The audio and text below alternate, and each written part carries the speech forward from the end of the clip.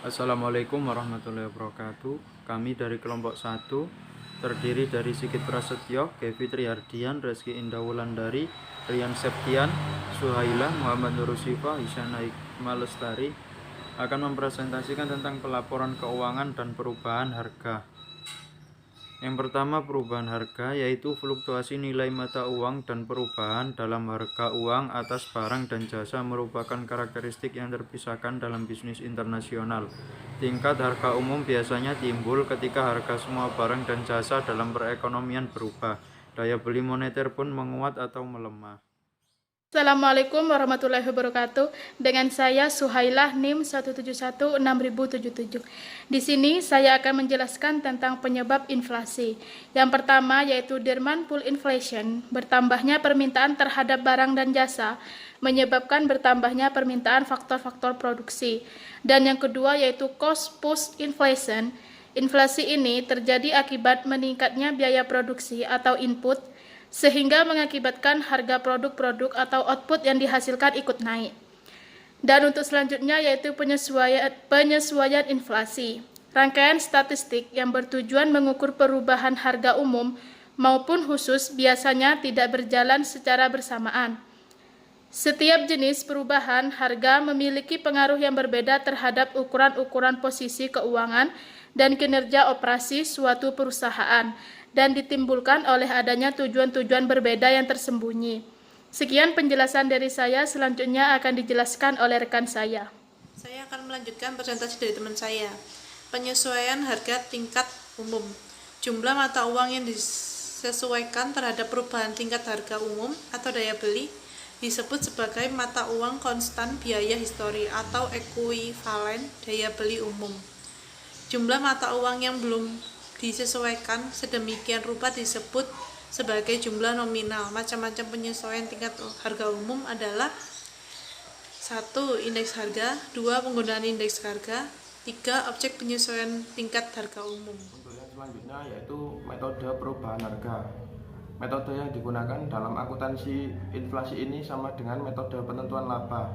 Penekanan penentuan laba adalah pada nilai laba yang lebih relevan yang digambarkan oleh laporan keuangan, sedangkan inflasi nilai semua intern yang terdapat dalam laporan keuangan.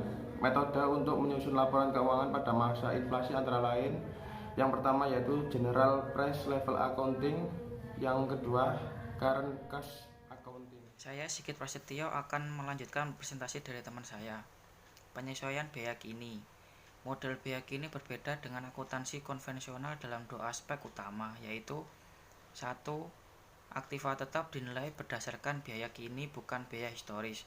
Yang kedua, laba didefinisikan sebagai kekayaan bersih setelah pajak dari perusahaan, yaitu jumlah sumber daya yang dapat didistribusikan oleh perusahaan dalam satu periode atau tanpa pertimbangan komponen pajak, namun tetap dapat mempertahankan kapasitas produktif atau model fisik perusahaan.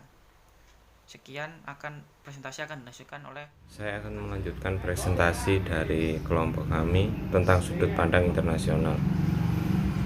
Beberapa negara bereksperimen dengan pendekatan akuntansi inflasi yang beragam. Praktik-praktik yang berlaku di lapangan juga mencerminkan berbagai pertimbangan pragmatis, seperti tingkat keparahan inflasi nasional dan sudut pandang pihak-pihak yang merasakan pengaruh langsung dari angka-angka akuntansi inflasi. Negara-negara tersebut antara lain Amerika Serikat, Inggris, dan Brasil. Amerika Serikat sendiri mengeluarkan pernyataan standar akuntansi keuangan yang berjudul Pelaporan Keuangan dan Perubahan Harga.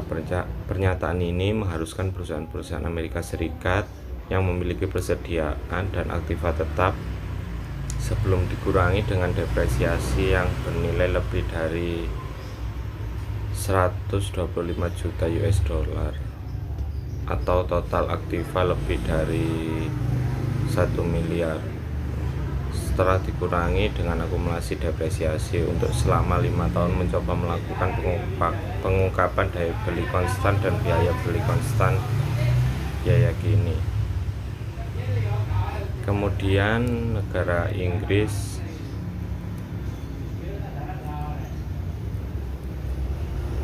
mengeluarkan pernyataan standar praktik akuntansi dengan judul Akuntansi Biaya Kini untuk masa percobaan 3 tahun pada bulan Maret 1980.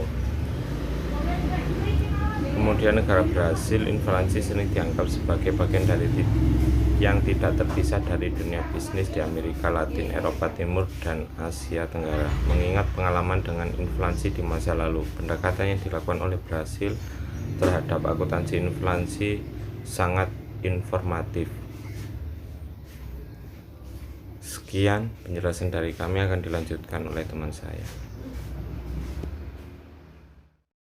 Dari hasil yang telah dijelaskan oleh rekan-rekan saya, dapat disimpulkan bahwa perubahan harga merupakan fluktuasi pergerakan harga, baik suatu peningkatan maupun suatu penurunan. Peningkatan harga secara umum dikenal dengan istilah inflasi, sedangkan penurunan harga secara umum dikenal dengan istilah deviasi. Perubahan harga di sini terdapat dua jenis, perubahan harga umum maupun perubahan harga spesifik. Perubahan harga umum merupakan perubahan harga yang secara keseluruhan komoditif.